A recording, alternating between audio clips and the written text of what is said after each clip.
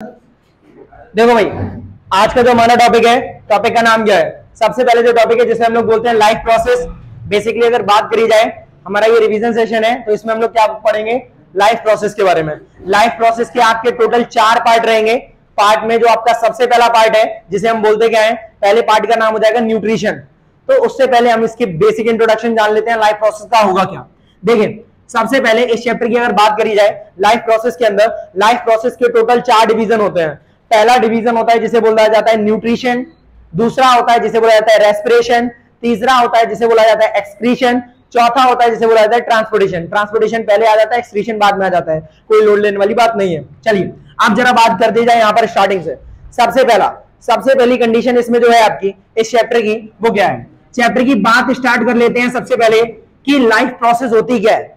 Life process का मतलब होता है ह्यूमन बॉडी के अंदर एक कोई ह्यूमन बॉडी है, उसको जीवन जीने के लिए किन किन प्रक्रियाओं को फॉलो करना पड़ता है। याद रखें, हमारी एक प्रक्रिया नहीं है, कई सारी। हमने इस चैप्टर में 4 पढ़नी है, लेकिन इसको छोड़कर और भी कई सारी प्रोसेस हैं। जैसे कि मैं सारी प्रोसेस की बात करूं तो क्या है? पहले है न्यूट्रिशन, जिसमें हम समझेंगे किस तरीके से खाने को इंटेक किया जाता है। Intake of food and utilize it, that's called nutrition. Nutrition का मतलब हो जाता है खाने को टेक करना और यूटिलाइज करना। दूसरा रेस्पिरेशन। रेस्पिरेशन का मतलब होता है खाने को, जो हमने खाया है, उस खाने पीने से एनर्जी को बाहर निकालना, the releasing energy from food, that's called respiration. अगला होता है जिसे बोलते हैं ट्रांसपोर्टेशन, जो भी हमने एनर्जी एब्जॉर्ब की है उसको ट्रांसपोर्ट कराना हर एक बॉडी पार्ट तक, दैट्स कॉल्ड ट्रांसपोर्टेशन। अगला होता है जिसे बोलते हैं हम लोग क्या, हमारा एक्सक्रीशन। जो भी हमारा वेस्ट प्रोडक्ट बचा हुआ है उसको क्या निकालना, बाहर निकालना, ये हो जाता है एक्सक्रीशन। उसके बाद आता है आपका control and coordination. Control and coordination आपके इसके बाद का चैप्टर आएगा, वो भी लाइफ प्रोसेस ही है। कंट्रोल एंड कोऑर्डिनेशन का मतलब जितनी भी बॉडीज है वो सारी एक दूसरे से तालमेल बनाकर काम करती हैं, तो वो हो जाता है आपका कंट्रोल एंड कोऑर्डिनेशन। अगला हो जाता है जिसे बोलते हैं रिप्रोडक्शन। रिप्रोडक्शन का मतलब हो जाता है कोई भी यंग वंश का कैसे फॉर्मेशन होगा, कोई भी आपका ऑर्गेनिज्म है उससे एक जो नया ऑर्गेनिज्म है वो कैसे बनेगा, वो उसमें सीखेंगे हम लोग। उसके बाद आता है हेरिडिटी एंड इवोल्यूशन। हेरिडिटी का मतलब पेरेंट से ऑफस्प्रिंग तक कैरेक्टर का ट्रांसफॉर्मेशन होना, मतलब उसकी प्रॉपर्टीज का पहुंचना, उसे हम लोग क्या बोल देते हैं, हेरिडिटी। इवोल्यूशन का मतलब होता है क्या एनवायरमेंट में या क्या बॉडी में चेंजमेंट आ रहे हैं, कैसे बॉडी कोई भी इवॉल्व हो पा रही है, वो किसके अंदर आता है, आपका इवोल्यूशन के अंदर। तो सर इसका मतलब इस चैप्टर में हमें टोटल अपनी बॉडी के बारे में पढ़ना है, सारी लाइफ प्रोसेस के बारे में पढ़ना है 10th क्लास के अंदर आपको, ठीक है। तो हमारी जितनी भी लाइफ प्रोसेस है सब हम डिस्कस करेंगे अपने इस कोर्स के अंदर। तो सबसे पहला जो आपका है पार्ट फर्स्ट है, जिसमें हम लोग क्या डिस्कस करेंगे, न्यूट्रिशन क्या होता है। बोर्ड पर सभी लोग जरा ध्यान सुने और समझे, नोट करते हुए चलें साथ में, ठीक है। क्या पहला टॉपिक का नाम हो जाता है जिसे हम लोग बोलते हैं क्या, न्यूट्रिशन बोलते हैं। क्या बोलते हैं, न्यूट्रिशन। तो याद रखो भाई, सबसे पहली चीज जो है जिसे हम लोग न्यूट्रिशन बोलते हैं, न्यूट्रिशन होता क्या है? न्यूट्रिशन का मतलब खाने को इंटेक करना और यूटिलाइज करना। Intake of food and utilize it, that's called nutrition. Nutrition का मतलब खाने को खाना और उसको यूटिलाइज करना, दैट्स प्रक्रिया is known as the nutrition. अब हम यहां पर बात करें जिसे हम बोलते क्या है, जिसका नाम होता है टाइप ऑफ न्यूट्रिशन। न्यूट्रिशन के बेसिक टाइप की अगर बात करी जाती है तो इसके कितने टाइप हैं, आपके 2 टाइप है। पहला टाइप होता है जिसे बोला जाता है ऑटोट्रॉपिक न्यूट्रिशन, और दूसरा होता है जिसे हम लोग क्या बोल देते हैं हम लोग हेटेरोट्रॉपिक न्यूट्रिशन। या ऑटोट्रॉपिक न्यूट्रिशन क्या और हेटेरोट्रॉपिक न्यूट्रिशन क्या है, याद रखो भाई। सबसे पहली कंडीशन है जिसे बोला जाता है ऑटोट्रॉपिक न्यूट्रिशन। ऑटोट्रॉपिक न्यूट्रिशन का मतलब एक ऐसा न्यूट्रिशन जिसमें ऑर्गेनिज्म अपना खाना खुद से बनाकर यूटिलाइज करते हैं, इंटेक करते हैं, उस चीज को हम बोलते हैं ऑटोट्रॉपिक न्यूट्रिशन। ऑटोट्रॉपिक न्यूट्रिशन एक ऐसा न्यूट्रिशन है जिसमें ऑर्गेनिज्म अपना खाना खुद से बनाते हैं with the help of inorganic substance like sunlight. किससे? सनलाइट से और फोटो से, आपका कार्बन डाइऑक्साइड और वाटर की मदद से। तो इससे जो खाना अपना बनाते हैं उन्हें हम लोग क्या बोल देते हैं, उन्हें बोला जाता है ऑर्गेनिक सब्सटेंसेस, ठीक है, इनऑर्गेनिक सब्सटेंसेस। तो उनकी मदद से जो खाना बनाते हैं उसी प्रोसेस को हम लोग क्या बोल देते हैं, ऑटोट्रॉपिक न्यूट्रिशन। अब ऑटोट्रॉपिक न्यूट्रिशन को फॉलो कौन करता है? ऑटोट्रॉपिक न्यूट्रिशन को फॉलो करने वाले जो प्लांट होते हैं उन्हें ग्रीन प्लांट बोलते हैं। तो ग्रीन प्लांट जितने भी हैं वो सब ऑटोट्रॉपिक न्यूट्रिशन फॉलो करते हैं। अब ऑटोट्रॉपिक न्यूट्रिशन के अंदर भी आपके 2 चीजें आ जाती हैं। ऑटोट्रॉपिक के 2 पार्ट है। कितने पार्ट है ऑटोट्रॉपिक के? 2। पहला हो जाता है जिसे बोलते हैं फोटो ऑटोट्रॉपिक, क्या बोलते हैं भाई, फोटो ऑटोट्रॉपिक बोलते हैं। और दूसरा हो जाता है जिसे बोला जाता है कीमो ऑटोट्रॉपिक। क्या बोला जाता है, कीमो ऑटोट्रॉपिक। अब ये फोटो ऑटोट्रॉपिक न्यूट्रिशन क्या है, जिसे फोटोसिंथेसिस भी बोला जाता है। क्या बोला जाता है, फोटोसिंथेसिस। फोटोसिंथेसिस एक ऐसी प्रक्रिया है जिसमें ऑर्गेनिज्म अपना खाना with the help of sunlight बनाते हैं। सनलाइट की मदद से जो ऑर्गेनिज्म अपना खाना बनाते हैं, उस प्रक्रिया को क्या बोला जाता है, फोटो ऑटोट्रॉपिक बोला जाता है। अगला फोटो ऑटोट्रॉपिक में फोटोसिंथेसिस है। फोटोसिंथेसिस क्या होता है, इंपॉर्टेंट है, इसके सारे क्वेश्चन के बारे में जानने वाले हैं, तो जरा ध्यान से सुनना। क्या है यहाँ पर, सबसे पहला फोटो ऑटोट्रॉपिक का मतलब हो जाता है आपका फोटोसिंथेसिस। फोटोसिंथेसिस का मतलब इट इज द प्रोसेस, यह एक ऐसी प्रक्रिया है, लिखते हुए चले साथ में जो मैं बोल रहा हूं, क्या, it is the process in which the, क्या ये एक ऐसी प्रक्रिया है जिसमें ऑर्गेनिज्म अपना खाना खुद से बनाते हैं with the help of inorganic substance like carbon dioxide, water and sunlight in the presence of chlorophyll. किसकी प्रेजेंस में, क्लोरोफिल की प्रेजेंस में। फिर दोबारा से एक बार रिपीट कर रहे हैं हम, क्या होता है आपका क्या, जिसे हम बोलते हैं फोटोसिंथेसिस। लिखो, it is the process in which an organism make their own food with the help of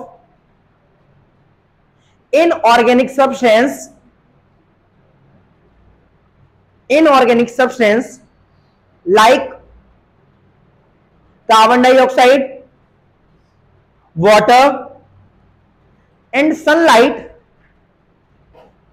carbon dioxide, water and sunlight in the presence of chlorophyll, in the presence of chlorophyll। Chlorophyll क्या होता है, चाहो तो bracket में लिख सकते हैं, chlorophyll का मतलब the green pigment present in the leaf. Leaf के अंदर जो भी ग्रीन पिगमेंट होते हैं उन्हीं को हम लोग क्या बोल देते हैं, क्लोरोफिल बोल देते हैं। तो ये क्या हो जाएगा आपका, क्लोरोफिल हो जाता है। ठीक है, विदाउट क्लोरोफिल याद रखना फोटोसिंथेसिस पॉसिबल नहीं है। ठीक है, ये बात पहली चीज हो जाती है। ठीक है, तो फोटोसिंथेसिस की रिएक्शन, उसके नीचे रिएक्शन लिखेंगे, क्या लिखेंगे, CO2 प्लस वाटर प्लस एरोपे सनलाइट,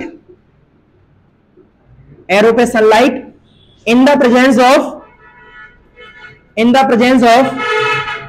क्लोरोफिल। क्लोरोफिल की प्रेजेंस में क्या बनाएगा, C6H12O6 बनाएगा, बाहर निकालेगा क्या, O2 ऑक्सीजन बाहर निकालेगा। ये आपका क्या हो जाता है, ग्लूकोज। बैलेंस करा दो, 6 इधर 6 इधर और 6 इधर। अब याद रखना, photosynthesis is a endothermic reaction. Photosynthesis एक एंडोथर्मिक रिएक्शन है। क्यों है एंडोथर्मिक, क्योंकि ये हीट को एब्जॉर्ब करती है। क्या करती है, हीट को एब्जॉर्ब। तो जो भी हीट को एब्जॉर्ब करता है उस रिएक्शन को क्या बोलते हैं, एंडोथर्मिक। एंडोथर्मिक का मतलब हीट अंदर जा रही है, अंदर आ रही है उसके। ठीक है, अब तो ये आपकी रिएक्शन हो जाती है फोटोसिंथेसिस की। अब बोलिए, वो याद रखो 38 ATP मॉलिक्यूल जो बनते हैं वो रेस्पिरेशन में बनते हैं। जब हम ग्लूकोज को तोड़ते हैं तब वो बनते हैं जाकर। ठीक है, उल्टी है वो। कल किसी ने इसका क्वेश्चन पूछा था, यही वाला शायद, तब हमने बताया था ये चीज। ठीक है, अब सुनो, तो हमने क्या बोला यहाँ पर, वो जरा ध्यान सुने सभी लोग। तो हमने बोला यहाँ CO2 है, वाटर है, आपका क्लोरोफिल और ये बनता है। याद रखना, what is the primary food of the organism. Organism का प्राइमरी फूड क्या होता है, याद रखना, glucose. Glucose is the primary food. हमारा जो ग्लूकोज है उसे क्या बोला जाता है, प्राइमरी फूड बोला जाता है। ठीक है, आगे अब बात कर लें, what is the role of, यहां पर what is the role of stomata. Stomata क्या होता है वो समझ लेते हैं, एक लीफ का स्ट्रक्चर क्या होता है वो समझ लेते हैं, सारी चीजों के बारे में जान लेते हैं हम। अब आ जाते हैं लीफ पर और क्लोरोफिल के अंदर, क्योंकि इसके अंदर की चीजें हैं तो वो आपको लोगों को ध्यान सुननी है। ठीक है, सबसे पहले हमने एक लीफ बना दी इस तरीके से, ये आपके पास एक लीफ है।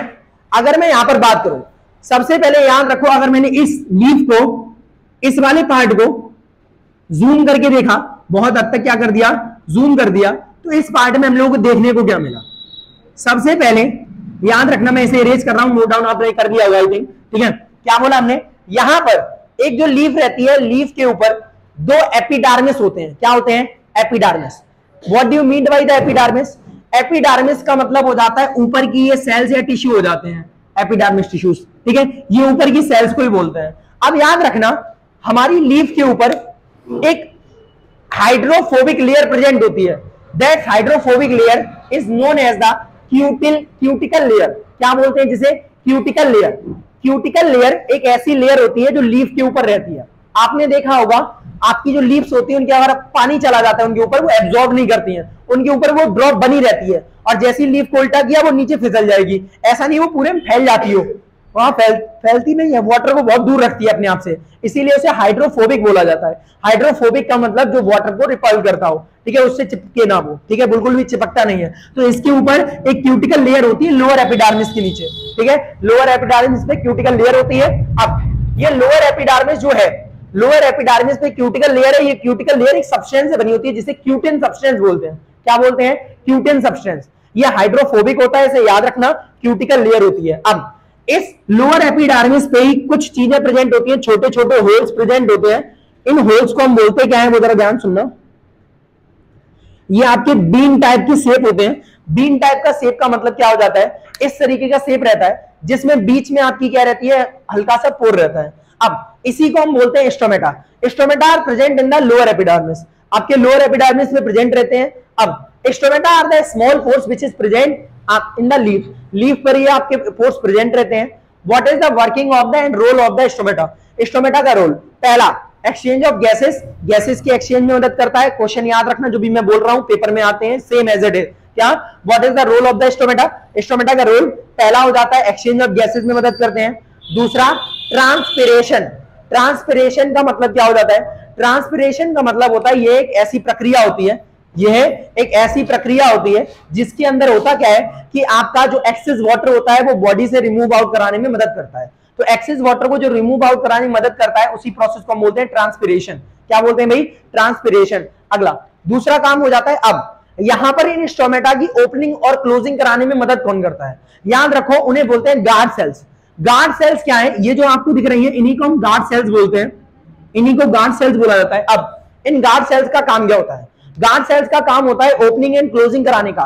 किसे? स्टोमेटा की। स्टोमेटा की ओपनिंग और क्लोजिंग कराने का काम किसका हो जाता है? गार्ड सेल्स का हो जाता है। अब जब गार्ड सेल्स में से क्या होता है, जब वाटर क्या निकल जाता है, बाहर निकल जाता है, तो वो उनका जो बंद आपका जो होल होता है वो बंद हो जाता है, और जैसे ही पानी दोबारा भर दिया जाता है वो फिर दोबारा खुल जाती है। पानी निकला बंद हो जाती है, पानी भर दिया फिर दोबारा खुल जाएगी, पानी भर दिया निकल जाता है फिर जग जाती है। तो इनमें ये चलता रहता है फिनोमेना। तो इसकी वजह से हमारा क्या हो जाता है, एक्सचेंज ऑफ गैसेस हो पाती है। ठीक है, आगे आगे की मैं अगर बात करूं, अब क्वेश्चन ये आता है, बहुत बार आया हुआ है, अभी के पेपर में आप देखेंगे, अभी जो आपका सैंपल पेपर आया है सीबीएसई की तरफ से उसमें भी ये क्वेश्चन आया हुआ है। क्या? आपकी maximum amount of photosynthetic pigments कहां प्रेजेंट होते हैं? याद रखना, आपका जो ये जो बीच का पोर्शन दिख रहा है इसमें प्रेजेंट होता है। याद रखने से मीसोफिल बोला जाता है। मीसोफिल एक होता है आपका पी मीसोफिल, एक होता है आपका एस मीसोफिल। अब इसमें जिसे पेरिस्लेटिक मीसोफिल सेल्स भी बोला जाता है। ठीक है, अब ये होती क्या है? ये जो मीसोफिल सेल्स रहती हैं, इन मीसोफिल सेल्स के अंदर क्या आपके फोटोसिंथेटिक पिगमेंट प्रेजेंट रहते हैं। याद रखना, ये जो बीच का पोर्शन है इसमें सबसे पहली चीज यहां पर क्या रहता है, यहां पर आपके क्या रहेंगे, छोटे छोटे इस तरीके से सेल्स प्रेजेंट रहते हैं, इन्हें भी मीसोफिल सेल्स बोला जाता है। इसके बाद इस तरीके से यहां एलोंगेटेड क्या रहते हैं, मीसोफिल सेल्स रहते हैं। और जो मैक्सिमम जो फोटोसिंथेटिक सेल्स प्रेजेंट रहती है इन्हीं वाले में रहती है, एलोंगेटेड वाले में।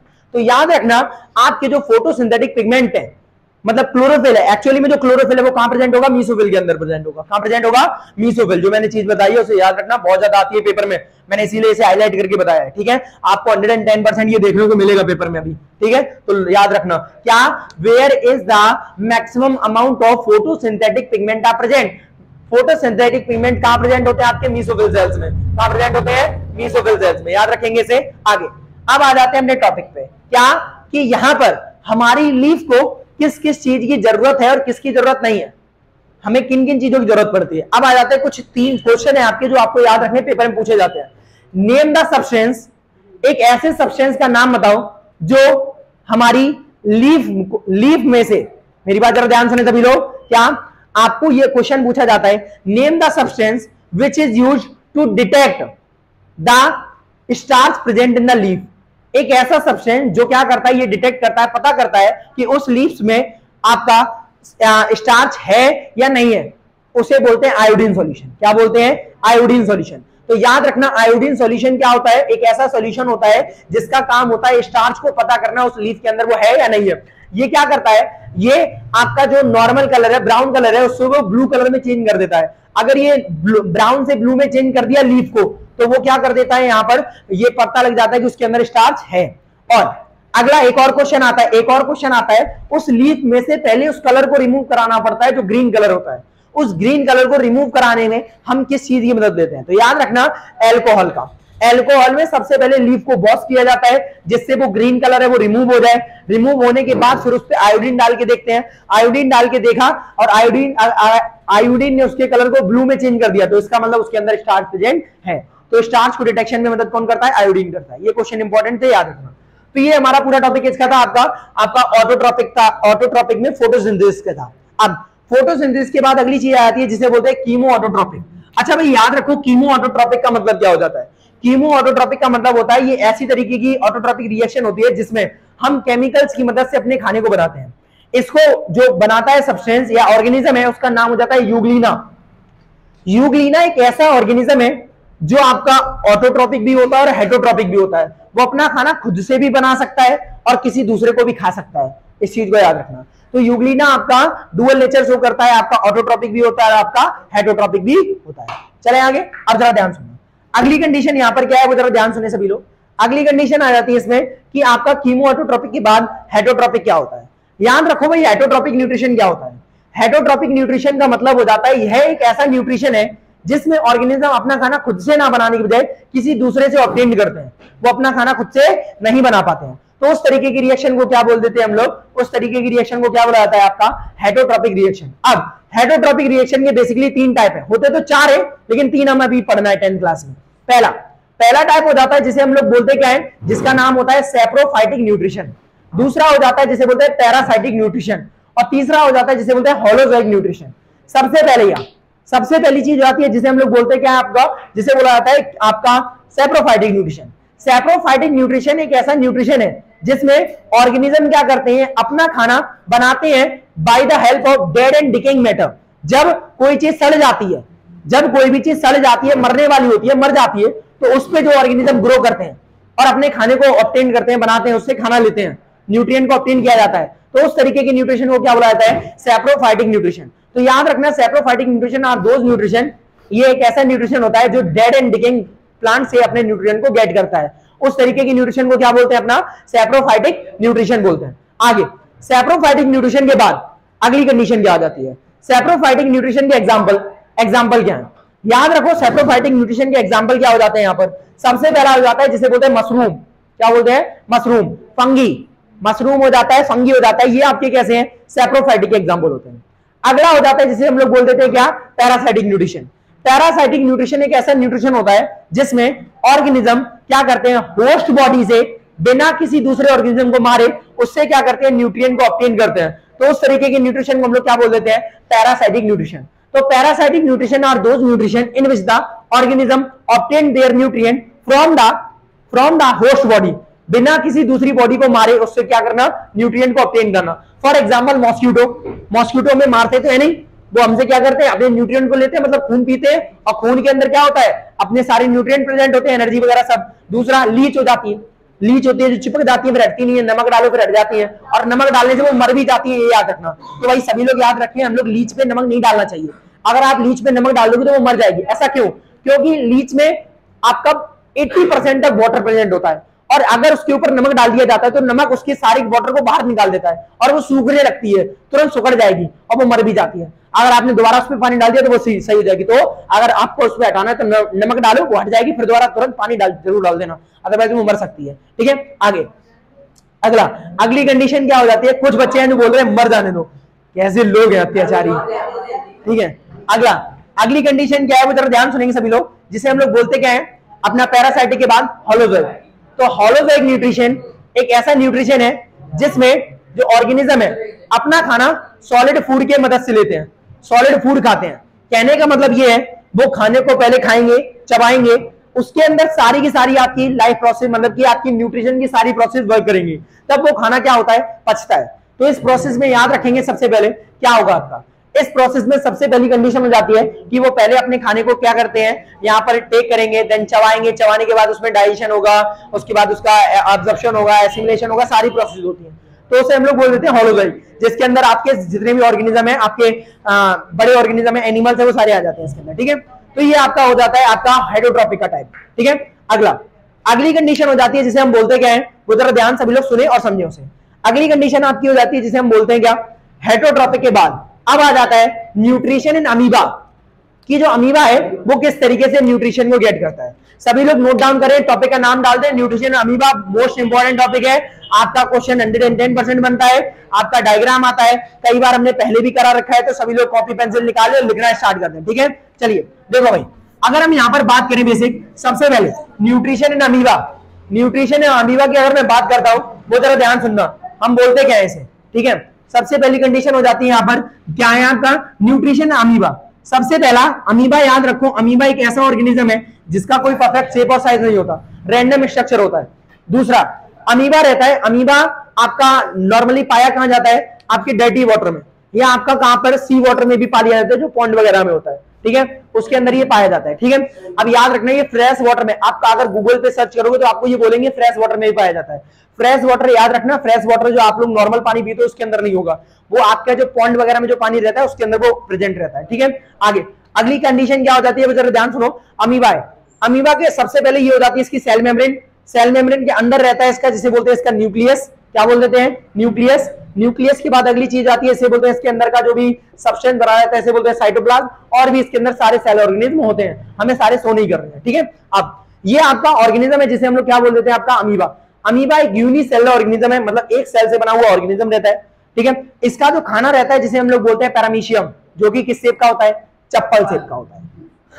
चप्पल जो हमारी स्लीपर शेप होती है ना, स्लीपर शेप का रहता है ये आपका जो अमीबा है, जिसको ये खाता है। या अमीबा और भी चीजों खाता है, जिसे हम लोग बोल दिया देते हैं अपना माइक्रोस्कोपिक प्लांट, जो हमारे माइक्रोस्कोपिक प्लांट होते हैं, बहुत छोटे छोटे प्लांट होते हैं, उनको भी अमीबा खाता है। दूसरा हो जाता है जिसे हम लोग क्या बोल देते हैं, माइक्रोस्कोपिक प्लांट को छोड़ के दूसरी कंडीशन जो होती है हमारा पैरामीशियम हो जाता है। ठीक है, अब पहली प्रोसेस स्टार्ट कर देते हैं यहां पर। अब इसकी nutrition in amoeba, nutrition in amoeba की अगर बात करी जाए तो सबसे पहली कंडीशन क्या हो जाती है, भाई दीपावली आ गई है तो पटाखे तो चलेंगे, कुछ कर नहीं सकते, लेकिन हम चलो भाई देखो, तो हमने क्या बोला, यहां पर हमारे पास अमीबा है। अमीबा क्या करेगा, जैसे उसे खाना दिखता है, यहां पर उसे खाना दिख गया, तो इसकी सेल मेम्ब्रेन इतनी ज्यादा अट्रैक्टिव होती है कि वो तुरंत क्या करने लगती है, अपने खाने को देखकर उसे चारों तरफ से घेरने लगती है। अब अमीबा की जो खाने की जो प्रोसेस होती है, उस प्रोसेस को बोला जाता है फैगोसाइटोसिस।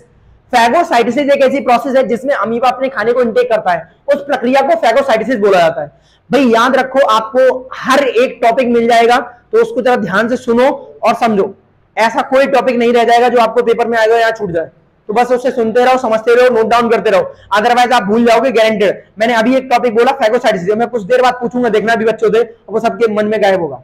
ठीक है, अभी देखना। अब अगली प्रोसेस क्या हो जाती है, जिसे हम बोलते क्या है अपना, हाँ देखो मैंने अभी भी बोला आपसे कि मैं पूछूंगा तो नहीं पता होगा, मैंने अभी भी बताया फैगोसाइटोसिस क्या होता है। फैगोसाइटोसिस एक ऐसी प्रक्रिया होती है जिसमें अमीबा अपने खाने को इंटेक करता है, तो खाने को इंटेक करने की जो प्रोसेस होती है उसे क्या बोलते हैं, हमारा फैगोसाइटोसिस। अब जैसे उसे खाना दिखा, खाना दिखते ही वो क्या करने लगता है, अपना स्यूडोपोड्स ओपन कर लेता है। मेरी बात जरा ध्यान सुनो सभी लोग, क्या यहां पर जैसे अमीबा को खाना दिखता है, ये तुरंत से अपने स्यूडोपोड्स बनाने लगता है। स्यूडोपोड्स क्या होते हैं, मेरी बात जरा ध्यान सुनना, यहां पर जो हम कर रहे हैं उसको जरा ध्यान सुनो। यहां पर ये हमारे पास क्या है, अमीबा है। अमीबा को जैसे ही खाना दिखेगा, खाना दिखते ही ये अपने शेप और साइज को क्या करने लगता है, चेंज करने लगता है, और खाने के चारों तरफ अपनी क्या करने लगता है, बाउंडिंग बनाने लगता है। जैसे कि एक ये इन दोनों को बोला जाता है स्यूडोपोड।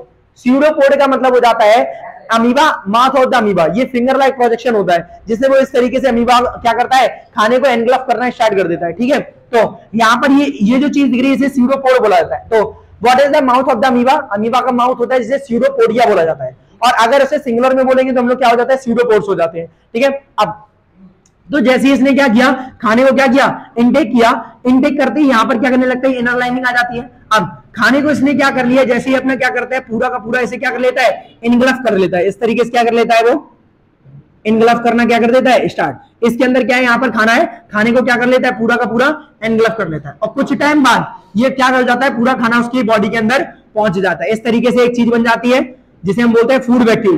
तो इस फूड वैक्यूल के अंदर क्या आ जाता है, खाना आ जाता है। इस प्रोसेस को बोला जाता है इनटेकिंग ऑफ फूड। ठीक है, अब जैसे ही इसके अंदर खाना जाएगा, खाना जाते ही पहली प्रोसेस होना स्टार्ट होगी, दूसरी जिसे बोलते हैं डाइजेशन।